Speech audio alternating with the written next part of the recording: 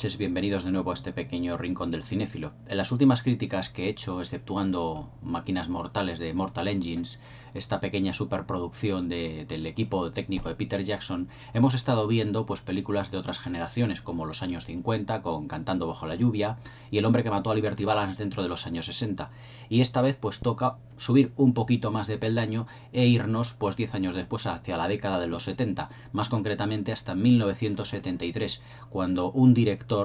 también estadounidense, de Minnesota, llamado George Roy Hill, firmó la que es sin duda su mejor película, su obra maestra, y una de las películas de la historia del cine donde el guión y la dirección artística pues se puede decir que campan a sus anchas, que brillen con luz propia. Y esa es sin duda la película que tengo aquí entre manos. El golpe, de George Roy Hill, del año 1973, protagonizado por Paul Newman, por Robert Redford y si no me recuerdo mal, por Robert Shaw, que también fue coprotagonista de la película Tiburón, como ese magnífico cazador de tiburones que vimos en la película del 75 de Steven Spielberg. La verdad es que hablar de una película como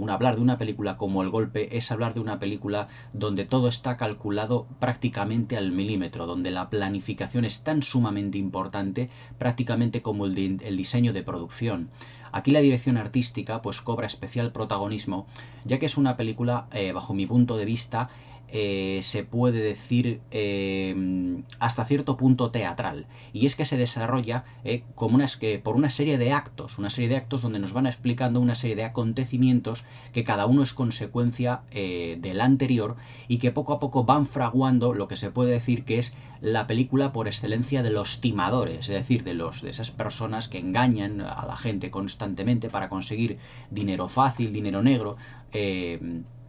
pero trasladado no efectivamente a la actualidad, sino que nos tenemos que ir a la época de la depresión norteamericana de 1933. La verdad es que los años 70, para mí una década importante dentro de la historia del cine, que fue cuando se produjo ese cambio generacional prácticamente de los antiguos directores clásicos, la caída de los grandes estudios y la aparición de otros nuevos. La verdad es que la presencia de un director cuya filmografía es tan fresca como George Roy Hill, la verdad es que es realmente como una lástima que este director no hubiese tenido con el tiempo un mayor reconocimiento, ya que todos sus títulos se pueden decir que no tuvo una carrera muy meteórica dentro de Hollywood, pero que todos sus títulos sí que la verdad es que son películas prácticamente de culto. Otros títulos, además del golpe de George Roy Hill, por la que ganó el Oscar a la mejor dirección en el 73 junto con otros 6 más, en total 7 Oscar, fueron por ejemplo Dos hombres y un destino, que fue la película donde Paul Newman y Robert Redford se encontraron por primera vez, con aquella estupenda canción tan conocida que Raindrops Keep Falling on My Head. El golpe, efectivamente, de 1973, el irresistible Henry Orient, El mundo según Garp, es decir, El carnaval de las águilas, también con Robert Redford. Es decir, es una filmografía, se puede decir que cortita, pero bastante selecta. Pero la verdad es que el director George Roy Hill, que ya falleció en el año 2003 o 2004 aproximadamente, o 2002,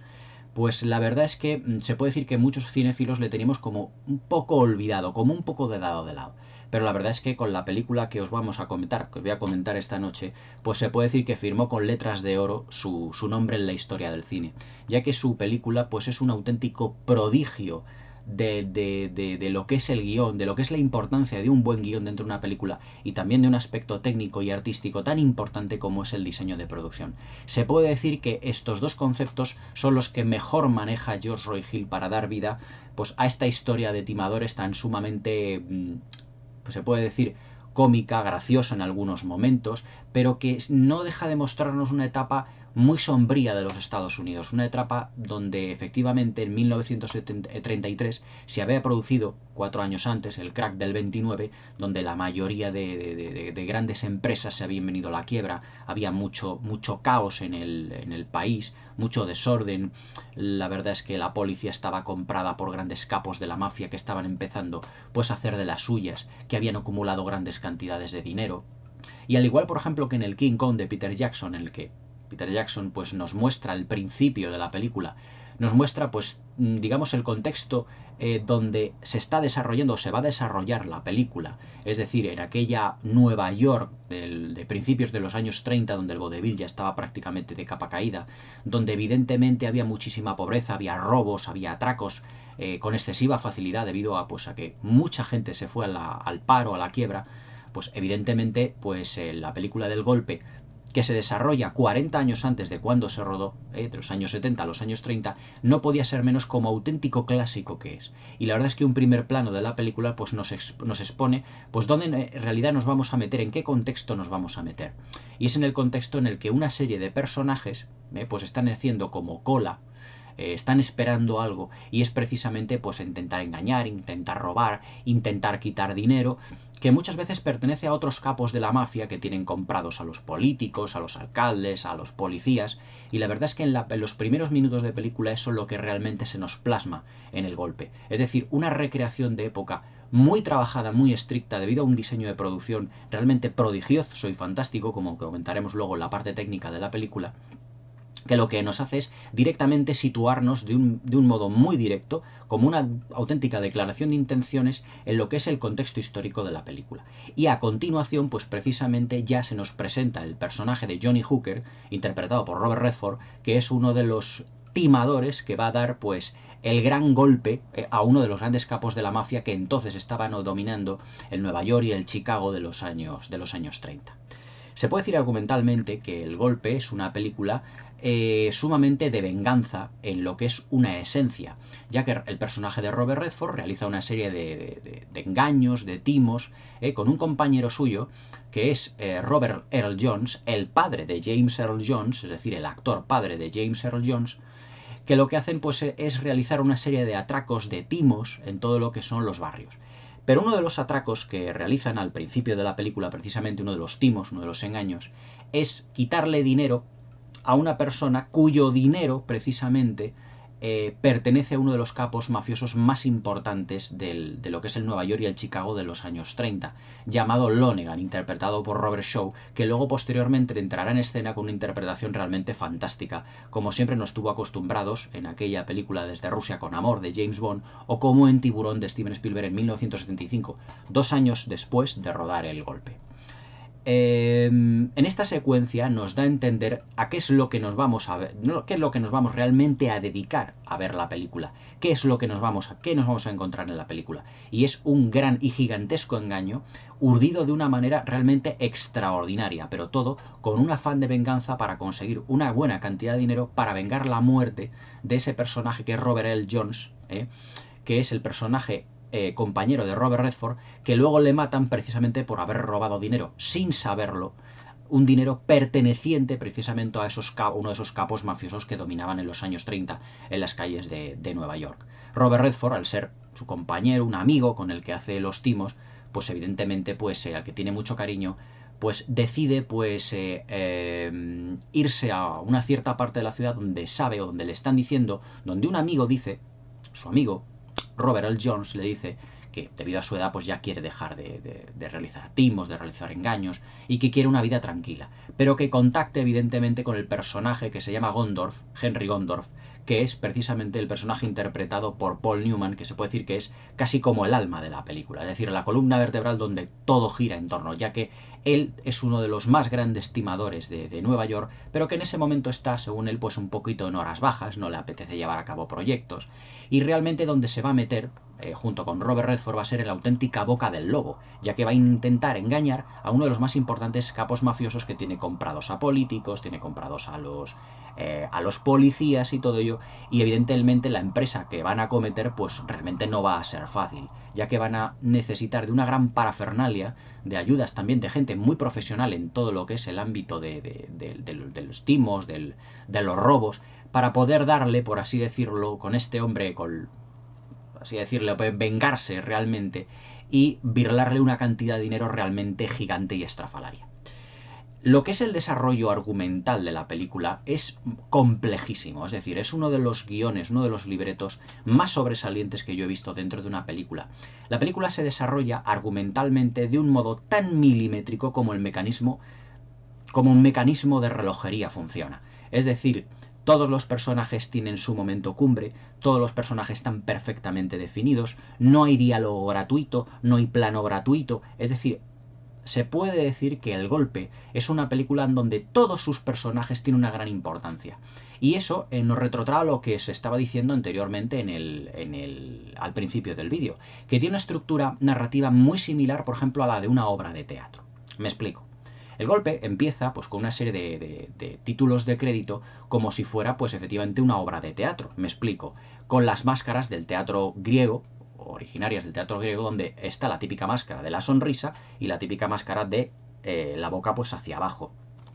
como si estuviésemos viendo una obra de teatro. Y luego nos van presentando poco a poco y fotograma a fotograma, plano por plano, a todos y cada uno de los personajes, de los protagonistas que vamos a tener en la película. A Robert Redford, a Paul Newman, a Eileen Brennan, a Dana Elkar, a Robert Shaw, a Roy Walston, es decir, una serie de actores principales y secundarios con el que va a ser, evidentemente, el nombre de su personaje, pero que realmente todos tienen su papel muy importante dentro de lo que es la trama de la película. Evidentemente, para poder engañar a lo que es Lonegan, es decir, el capo mafioso interpretado por Robert Shaw, lo que hacen precisamente es montar una parafernalia en un local completamente cerrado como si fuera una gigantesca casa de apuestas. Pero una casa de apuestas donde todo es un montaje, todo es un teatro. Es decir, no hay nada auténtico. Pero que sí que Paul Newman,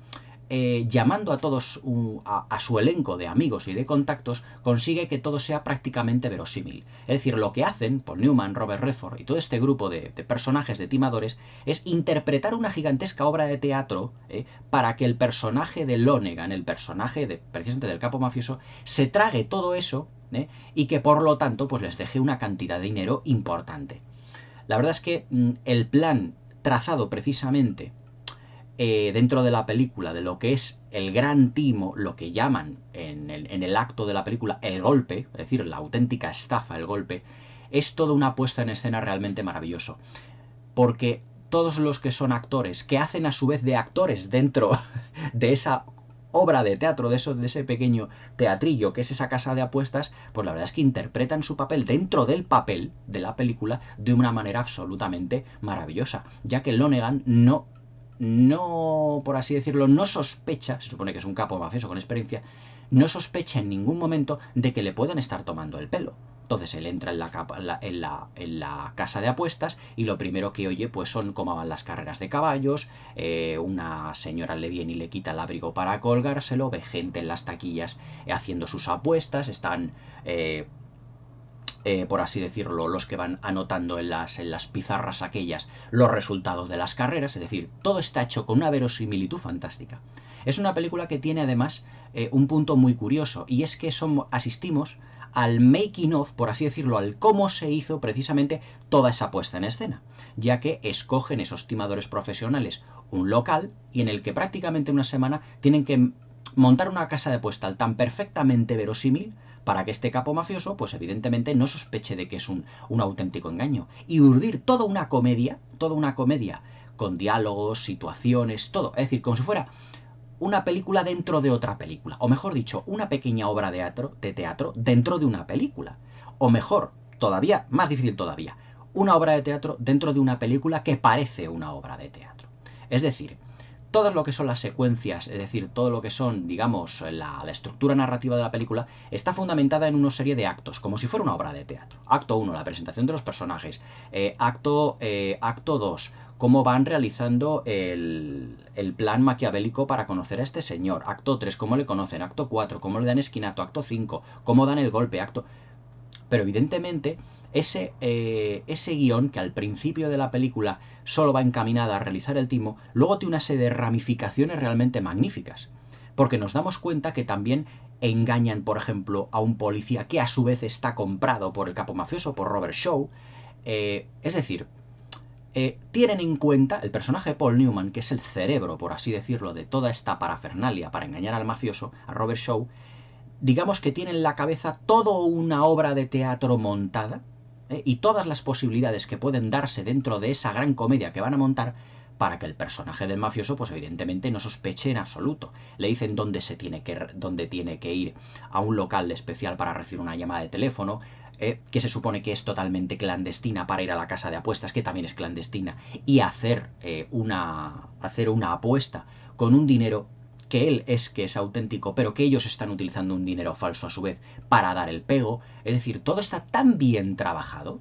dentro de lo que es la película y dentro de lo que es esa gran obra de teatro, esa gran comedia dentro de la misma película, que es que nosotros, como espectador, pues yo, por ejemplo, me identifico más como espectador con Lonegan, es decir, como el capo mafioso, me identifico más que con Robert Redford o con Paul Newman, ya que ellos son los timadores profesionales, los expertos. Robert Redford, por así decirlo, es el aprendiz y Paul Newman es el maestro que lo propone absolutamente todo. Pero todo está urdido pues para ser toda una gran venganza. Al final de la película, evidentemente, cuando entrega ese $500,000, que es, como de así decirlo, la gran venganza en contra del mafioso, evidentemente contratan a otros timadores para que se hagan pasar por el FBI, engañen al policía, que a su vez tiene engañados a todos los demás. Es decir, es un guión tan perfectamente estructurado donde todos los personajes tienen una función concreta. Es decir, en el momento en el que el personaje de Lonegan entra en esta casa de apuestas, todos los que están dentro, por ejemplo, las chicas que reparten, por ejemplo, las camareras, porque hay un pequeño bar donde te puedes tomar tus consumiciones, las personas, los hombres que están allí para apostar, los que están detrás precisamente del mostrador haciendo las apuestas, todos tienen su correspondiente traje, su vestuario, su puesta en escena, su papel, lo que le tienen que decir al mafioso, si tienen que pasar de él, si tienen que mirarle, si no. Es decir, todos, absolutamente todos, hacen un papel dentro de la película, que a su vez es otro papel dentro de la comedia, de la obra de teatro que están haciendo. Y la verdad es que es muy curioso ver toda la puesta en escena que se supone que Paul Newman está haciendo para que todo sea totalmente verosímil. Pero evidentemente todo eso también requiere una dirección por parte de George Roy Hill realmente maestra. La película dura 2 horas 10 minutos prácticamente, 130 minutos. Pero se puede decir que tiene tantos personajes que todos ellos, eso sí, todos ellos están perfectamente definidos. Por ejemplo, es crucial el personaje de Eileen Brennan. Eileen Brennan es la chica que vimos, por ejemplo, en la película Un cadáver a los postres, que hacía de pareja de ¿cómo se llama? Del personaje que estaba imitando a Colombo, de Peter Falk, no me salía el nombre, que es la casa donde vive realmente Paul Newman, el personaje de Paul Newman, de Henry Gondorff. Y lo que realmente se está dedicando, que él está en horas bajas, lo que se está dedicando pues es a poner un tío vivo en marcha, por así decirlo, como tapadera pues a un prostíbulo que rige precisamente el personaje de Eileen Brennan. Luego tenemos al personaje de Roy Walston, que le vimos en un tranvía llamado, eso iba a decir, en El Expreso de Chicago, película que está aquí comentada en el canal, al igual también que Un cadáver a los postres, ambas también de los años 70, en que lo que hace es precisamente ser el locutor de radio o el locutor que está retransmitiendo las carreras de caballos para que todo sea más verosímil, pero que es un personaje realmente como muy entrañable, porque está metido allí en una cabina diciendo y ahora el caballo no sé qué, y sigue, está corriendo y ahora no sé qué, no sé cuánto, y ahora pasa a segundo lugar y ya ha ganado no sé qué, no sé cuánto. Y claro, Lonegan, el mafioso, dice, oye, pues esto efectivamente voy a hacer aquí apuestas porque veo que esto va funcionando. Pero a su vez todo es una trama urdida entre Robert Redford y Paul Newman. A nivel interpretativo, la película se puede decir que es magistral. Paul Newman, que ya en los años 70 ya era un actor bastante curtido, que tuvo precisamente su boom en los años 60, se puede decir que es una de las estrellas pues, más rutilantes y uno de los actores más prolíficos y maravillosos que ha dado Hollywood. Una de las grandes estrellas que ha dado Hollywood prácticamente en su historia. Se le conoce porque todas sus películas se puede decir que son como auténticos clásicos. Por ejemplo, El Buscavidas, por ejemplo, Marcado por el odio, esto cómo se llama, El largo y cálido de verano, Dulce pájaro de juventud, esta mismamente, el golpe, Dos hombres y un destino, Veredicto final, El coloso en llamas. Es decir, todos estos títulos son auténticos clásicos de la historia del cine que Paul Newman ha ido marcando con fuego dentro de su filmografía. Películas, por ejemplo, que os puedo decir, todas las que os he comentado, que son los más grandes clásicos, La gata sobre el tejado de zinc, basada en una novela de Tennessee Williams, al lado de Elizabeth Taylor y de Orson Welles. Es decir, que más os puedo decir que de Paul Newman que no se sepa a día de hoy, que era uno de los actores, uno de los sex symbols masculinos más importantes dentro de lo que fue la década de los 60 y de los 70, sobre todo a partir, por ejemplo, de la película La leyenda del indomable, aquella película más maravillosa, carcelaria, un clásico del género carcelario, donde se come los 50 huevos duros en aquella fantástica secuencia. O sea que Paul Newman era un actor de carácter, pero a su vez no renunciaba también a ser una auténtica estrella de Hollywood, a hacer papeles importantes y además ser un actor súper solvente. Es decir, se puede decir que el papel que hace aquí de Henry Gondorff, el timador profesional, experto y además muy versado en lo que son las artes del timo y también en el póker, es magistral la partida de póker donde a Lonergan le puede decir que le da sopas con onda y que le hace beber del jarabe de su propia medicina, engañándolo también, es una de las escenas más magistrales de la película, porque él entra muy serio, convence al registrador de lo que es el tren para que le organiza la partida, dándole unas cantidades importantes de dinero, pareciendo un gran señor para que frente a Lonergan se presente así, pero que a la hora de la verdad, cuando se presenta a lo que es la partida de póker, pues llega como un borrachín, un pendenciero, pero un auténtico, vamos, listillo que se las sabe absolutamente todas. Y en el que él se asegura, precisamente en la partida, que le vean las cartas para luego dar el cambiazo de una manera completamente magistral. Y dejar a Lonergan, pues prácticamente sin paños menores, no sin antes haberle robado anteriormente la cartera por parte del personaje de Eileen Brennan, quitándole todo el dinero y dejándole delante de todos los que estaban allí apostando y jugando con él en la partida como un auténtico, por así decirlo, como un auténtico ladrón y persona que no paga sus deudas. Y ahí es donde se inicia pues todo el plan prácticamente, donde Robert Redford ya entra en acción diciendo que quiere vengarse del personaje de Paul Newman, que hay una casa de apuestas que puede realmente pues quebrarle todo el negocio, pero todo es una magnífica comedia pues realizada por los personajes. De Robert Redford también, ¿qué os puedo decir? Pues Robert Redford también es otra gran estrella del cine de Hollywood de los últimos 40 o 50 años, que ha protagonizado películas como Los Tres Días del Cóndor, el Memorias de África, esto como se llama, aquellas por ejemplo películas como más novelitas rosas, como por ejemplo aquella que hizo con Jane Fonda, Descalzos por el Parque, Las aventuras de Jeremias Johnson, a la que yo creo que es la mejor película de Sidney Pollack y la mejor película que él tiene junto con El Golpe, que comentaré aquí en el canal, que es una maravillosa película de aventuras tipo Bailando con Lobos, en el que hace pues de un trampero que tiene sus más y sus menos, con las tribus indias y todo ello. Realmente una película magnífica también, como cabría esperar, que decide irse a vivir a las montañas.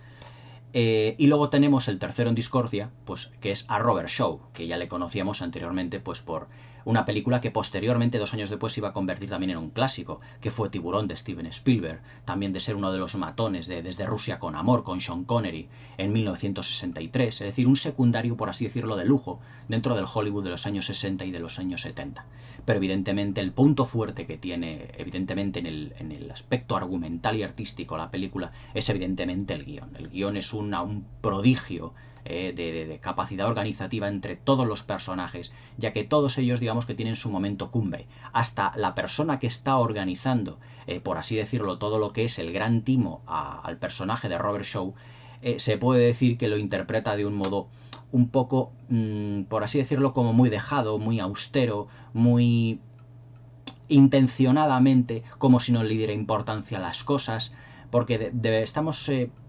la película, hay que tener en cuenta que estamos en la época de la depresión norteamericana. Y todo se hacía prácticamente como a la desesperada. Es decir, la gente pasaba mucho hambre, vivían de una mala manera, los disparos, los tiros, estaban a la orden del día, los robos. Entonces, pues todos los personajes, digamos que dicen, bueno, pues yo lo voy a hacer porque necesito el dinero, es lo que vamos a necesitar, y oye, nos la vamos a jugar. Porque oye, si conseguimos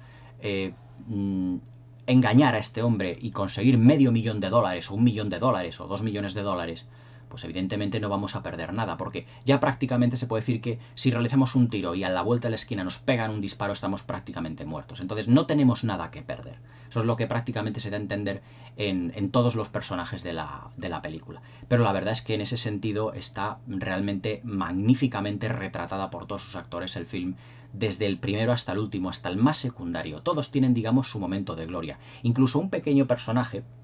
que se puede decir que pasaba por allí, que dice al que está organizando toda la timba y todo lo que es el teatro, que la comedia para engañar a Lonegan, dice, yo es que no sé realmente, pues tampoco sé hacer mucho, pasaba por aquí, necesito un dinero, y dice, pues mira, sé tú mismo y haz lo que puedas, le dice el organizador, que no me acuerdo ahora el nombre precisamente del actor, del bigotito que lleva el sombrero tan sumamente elegante que se va paseando allí por... pero que cuando llega la verdad y Lonegan se sienta a su lado, pues este está tomando pues una bebida y le dice, ya ha puesto usted aquí otras veces, ya ha estado aquí. O sea, se comporta como una auténtica persona que no tiene nada que perder y que está allí pues para... como un auténtico perdedor, por así decirlo. Se puede decir realmente que El Golpe es una película de grandes perdedores, es decir, la depresión norteamericana de los años 30, del crack del 29 de Wall Street, llenó, por así decirlo, a Estados Unidos de perdedores, porque como los norteamericanos los llaman, es decir, de gente que prácticamente está pues en la cuneta. Aquí en España pues los llamamos en el umbral de la pobreza, por así decirlo. Pero claro, que en realidad no tienen nada que perder y se dedican a matar, a engañar, a robar, a timar, pues para poder ir sobreviviendo. Y claro, evidentemente, pillar precisamente a un capo de la mafia, un montón de miles de dólares para ellos supone, imaginaos, $500,000 en los años 30, era una auténtica fortuna. Es decir, que prácticamente podías vivir pues casi el resto de tu vida con 10.000 o 100.000 dólares o con 10.000 o 5.000 dólares, no sé. También, evidentemente, la vida ha cambiado mucho. Pero la verdad es que son un grupo de perdedores que no tienen nada que perder. Y se lo arriesgan todo por decir al personaje, a Henry Gondorff, a Paul Newman, dice, pues lo vamos a realizar porque en realidad esto es lo que teníamos que hacer, tenemos que vengar a uno de nuestros compañeros, la muerte del padre, la muerte del compañero de Robert Redford, del amigo con el que le estaban timando a otros, que precisamente cometen el error de timar a uno de los ganchos, por así decirlo, de este capo mafioso que es Lonegan, y que luego él tiene su venganza precisamente matando al padre de James Earl Jones, a Robert Earl Jones, compañero y colega de los timos, de los sucesivos timos de Robert Redford. La película tiene otro de los puntos fuertes que yo quiero comentar y que hoy en día, dando un tirón de orejas realmente importante a los críticos de hoy en día,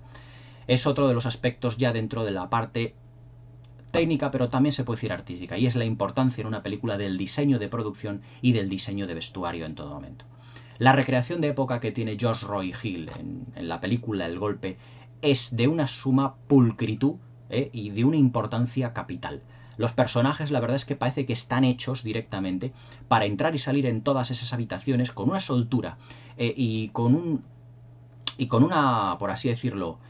con una familiaridad que en pocas películas podemos ver. Podemos ver, por ejemplo, a Robert Redford corriendo constantemente por las calles, subiendo a los tejados, trepando, como si todos esos decorados, como si todo eso realmente, vamos, a Robert Redford o a su doble o todo esto, como si estuviesen, como si se hubieran criado, hubieran vivido en aquella época. Es decir, la conexión que hay entre todo lo que son los decorados, el diseño de producción, todo el departamento artístico con los actores es realmente capital. Como por ejemplo están enfocados o como vemos a los policías, a los timadores, a los... moverse dentro del decorado como si fuera realmente suyo es imponente, es decir, cómo cogen los teléfonos, es decir, parece que nos hemos ido con una máquina del tiempo al año 33 y estuviésemos viviéndolo directamente allí. La versión en Blu-ray que yo me he comprado, aquí, bueno, también la tengo en DVD, la película, pero por el diseño de producción yo me la quería recuperar en Blu-ray, pues la verdad es que tiene una nitidez y se le ven también a todos los personajes moverse por los decorados, que realmente parece una obra de teatro. Parece como si tuviesen la familiaridad y la soltura para moverse por el decorado de una manera totalmente magistral. Es decir, la dirección artística, también en lo que se refiere a la iluminación de todo eso, es tan sumamente precisa, se puede decir, que es otro protagonista más. Es decir, las calles de ese Nueva York de los años 30 con los coches antiguos, que muchas veces hemos visto en mil y una películas, pero que aquí está, por ejemplo, iluminado con un tipo de luz, con una textura y con un color, un tecnicolor rebajado, no es el tecnicolor de los años 40 y de los años 50, que lo que hace es darnos a la película un tono sombrío que no habíamos visto anteriormente en películas de este calibre o películas también con un diseño de producción importante. Es decir, se puede decir que la dirección artística está al servicio de la historia y al servicio de aquel Nueva York de los años 30 de una manera tan exacta que todo, el vestuario, cómo lo llevan, cómo lo viste Robert Redford, la manera en la familiaridad y sobre todo la elegancia que lo lleva Paul Newman, cómo lleva puesto el sombrero. Es decir, es una película que en cada plano, en cada secuencia, todos los detalles, ninguno de ellos está dejado al azar. O sea, es una auténtica máquina del tiempo. El diseño de producción y sobre todo también la famosísima banda sonora. La banda sonora que, fijaos, la banda sonora es de tipo ragtime, es decir, es un estilo de música que estuvo, por ejemplo, muy de moda más en los años 40 y en los años 50. Y parece un poco anacrónico que en los años 30 ya han puesto este tipo de banda sonora. Pero la verdad es que esta banda sonora nos lleva, pues por ejemplo, o nos recuerda un poquito pues a todos estos, por así decirlo, juegos que se traen entre medias los timadores y que le da un ambiente muy característico a la película. Es una de las bandas sonoras a mí que más me gusta de la historia del cine porque es muy sencilla, con acordes muy sencillos, pero eso sí, perfectamente identificable. ¿Quién no conoce la banda sonora del Golpe, por favor? Se puede decir del Golpe, además, de que efectivamente ganó 7 Oscars en su día. Mejor película, mejor director, mejor guión adaptado, porque está basado en una novela. Yo la novela no me la he leído, no me acuerdo quién es el autor, sé que está basado en una novela, pero ahora no me preguntéis así mucho. Tendría que buscarlo, porque bueno, mis críticas son más improvisadas que otra cosa. Pero cuando yo he estado revisando El Golpe, bueno, la he visto muchas veces, para poder realizar la crítica, me he dado cuenta además de qué grado de precisión tenían las películas de hace ya mucho tiempo, de hace 40, 50 años, y que hoy en día es muy difícil de llevar a cabo. Es decir, este estilo, por así decirlo, de dirección de actores, de puesta en escena, es hoy en día coto privado de los mejores directores del momento. No es que George Roy Hill fuera uno de los mejores directores, a lo mejor de la historia del cine, ni mucho menos. Tiene clásicos, pero hay otros directores muy por encima de él. Con otros títulos también muy importantes, pero se puede decir que El Golpe destaca dentro de la filmografía de George Roy Hill porque se puede decir que es la cumbre, digamos, de ese arte muy basado en el teatro, porque si os dais cuenta, la película está prácticamente rodada íntegramente en decorados. O sea, los exteriores que tiene, pues también tienen parte en los decorados pues de la productora, no sé si es de la... creo que era de la Universal, de los estudios que tenía la Universal allí en Hollywood, que los estaba en parte, esto en aquella época, como ya estaba el Star System ya prácticamente deshecho, los estaban compartiendo con los de la Paramount y con los de la Fox, pero que hemos visto esas calles en otras tantas películas también de cine negro, en musicales, en otras tantas películas del cine clásico de Hollywood, pero que aquí le han dado un lavado de cara, haciéndolo una ambientación más sobria, más sombría también, más oscura, porque el tema y el ambiente de la época en ese aspecto lo exigían. Pero la película, el tono que tiene no es precisamente sombrío, aunque se desarrolla una atmósfera sombría y una época oscura de la época de Estados Unidos, del crack de Wall Street, de la depresión, porque la película tiene muchos momentos también en tono de comedia. Precisamente lo que es la presentación del personaje de Robert Redford, pues es totalmente cómico. Es totalmente cómico porque se ve que efectivamente pues es un timador profesional, pero que cuando vemos que está charlando con el otro señor del sombrero, y que vemos al padre de James Earl Jones, a Robert Earl Jones, allí herido, pues todo es una gran comedia, nos da una idea ya, es decir, esto es una declaración de intenciones de la gran comedia que va a significar en realidad a la película. Es decir, la presentación de Robert Redford ya nos pone antecedentes de lo que va a ser el resto de la película, pero realmente se puede decir que todo lo que es el desarrollo es absolutamente prodigioso. Si tenéis la oportunidad de ver la película de un modo más, digamos, analítico, como la he visto yo la última vez, os podéis dar cuenta que no hay, se puede decir que no hay puntada sin hilo en este film. Es una película de una precisión milimétrica, es un auténtico 10, es una película 5 estrellas. Esto sí es una película 5 estrellas, en donde todos los protagonistas son realmente, valga la redundancia, protagonistas en su pequeño papel, en su pequeño o gran papel, según sea el personaje, pero que todo es, digamos, imprescindible para montar la gran comedia para engañar al capo mafioso, que es Lonegan, es decir, que es Robert Shaw, con ese trío protagonista formado por Robert Redford, Paul Newman y Robert Shaw. El Golpe es una auténtica obra de arte de las que ya no se hacen. Es decir, para encontrar hoy en día un guión a la altura de, por ejemplo, El Golpe, es muy complicado. Es decir, son los guiones que se hacían en el antiguo Hollywood, son las puestas en escena que se hacían en el antiguo Hollywood. Y quiero desde aquí dar un tirón de orejas a muchos críticos que se basan o que destacan otros aspectos de una película, que de acuerdo, estoy de acuerdo, que la historia es importante, el guión, pero que el diseño de producción y aspectos artísticos también tienen su importancia. Para crear sobre todo la atmósfera, para hacer la historia más creíble frente a los espectadores y para que evidentemente puedan sumergirse en ese mundo y sentirse identificados con todo lo que las películas de época nos pueden ofrecer. Yo, por ejemplo, soy un gran admirador de las películas de época. Como sabéis, mi película favorita es La Edad de la Inocencia, de Scorsese, una película costumbrista y de época, porque oye, también recrear esos ambientes no es fácil. Es decir, hay películas que dices, caray, esta película ha costado 100 millones de dólares, 200 millones, 300 millones, pero si el director no tiene la suficiente, digamos, habilidad o pericia con esos conocimientos que debe de tener respecto del apartado artístico y técnico para poder distribuir equitativamente, por así decirlo, el presupuesto de una película, pues a lo mejor no da oye con la pieza fundamental para crear una dirección artística creíble en cuanto a la historia que se puede estar ofreciendo. Es decir, no basta tener un gran presupuesto en una gran producción para tener una maravillosa dirección artística. Por ejemplo,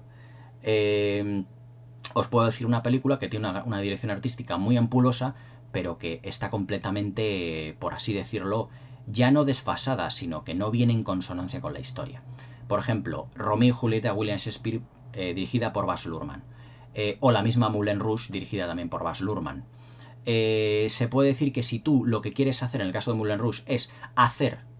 un musical con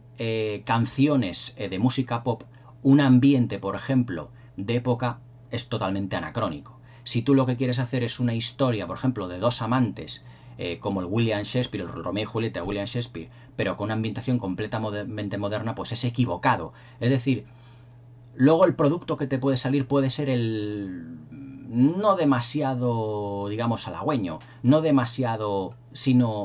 acertado, sino un poquito forzado. Y luego también que evidentemente no te sobrepases con el diseño de producción, porque puede ser tan sumamente apuloso, tan sumamente voluptuoso, tan sumamente pomposo, por así decirlo, que se puede comer directamente a los personajes, porque hay aspectos técnicos que fagocitan, engullen a la propia historia, a los propios personajes, y solo ves decorado, o solo ves... Hay que tener una distribución muy equitativa, muy bien del presupuesto, y saber qué es lo que quieres y rodearte, evidentemente, con tus conocimientos del equipo artístico adecuado. Pero bueno, la verdad es que en ese sentido la dirección artística, para mí, dirección artística o diseño de producción, que es lo mismo, es una parte fundamental en todas las películas, incluso en aquellas que no son de época. En películas de fantasía, en películas de aventuras, en películas de ciencia ficción, no digamos en las películas de terror, donde la atmósfera prácticamente lo es todo. Pero se puede decir como película de época, y ya centrándonos en El Golpe, que es una magnífica película y un magnífico ejemplo de la importancia de la dirección artística para hacer creíble una película. La dirección artística es algo capital, capital. Y por ejemplo, la película que os comenté ayer, o antes de ayer, en Mortal Engines, pues es fundamental. Es decir, para recrear un mundo y todo ello que sea creíble a ojos de todo esto. Unas cosas que no dije de esa película, que para costar 100 millones parece que ha costado 300. Y ahí también, evidentemente, lo que os estaba diciendo. Es decir, que el director sea, junto con el productor, que es el que pone el dinero, lo suficientemente conscientes de que, oye, tenemos que tener un diseño de producción el justo y necesario, sin llegarnos ni pasar, para que la película triunfe y sea perfectamente verosímil para todo el público. Os dejo con El Golpe, con George Roy Hill, 1973, con Paul Newman, Robert Redford y Robert Shaw. Una auténtica obra maestra, un clásico irrepetible. O sea, como esta película hay pocas. Hoy en día ya imposible realizar una película de la precisión argumental que tiene este film y también de la precisión, digamos, en el ambiente histórico en el que desarrolla. Una auténtica obra de arte, unas interpretaciones fabulosas y un guión que ha hecho y que hizo historia en su momento y que hoy en día es totalmente inigualable. El Golpe, de George Roy Hill, una pequeña gran obra maestra del cine de todos los tiempos, un auténtico clásico, os la recomiendo fehacientemente. Y una última cosa, este vídeo se lo dedico precisamente a mi madre, que es la que me ha dicho que comente El Golpe. A ella le encanta Paul Newman, es uno de sus actores favoritos, aunque ella no es excesivamente aficionada al cine, pero me lo dijo, oye, comenta El Golpe, que es un gran clásico, que puede estar muy bien. Yo dije, pues ¿por qué no? Por supuesto. En cuanto termine de unas que ya tenía pensadas hacer la crítica, empiezo con El Golpe. Así que, mamá, te dedico El Golpe, con tu querido Paul Newman, con Robert Redford y con esta historia de timadores tan sumamente maravillosa. Que paséis buena noche, que disfrutéis la crítica y que si os ha gustado, pues ya os sabéis, ponedme un pulgarcito para arriba, suscribiros al canal para todos los vídeos que vaya a ir subiendo y ponerme aquí abajo en la caja de comentarios todo lo que queráis. Un abrazo y hasta mañana.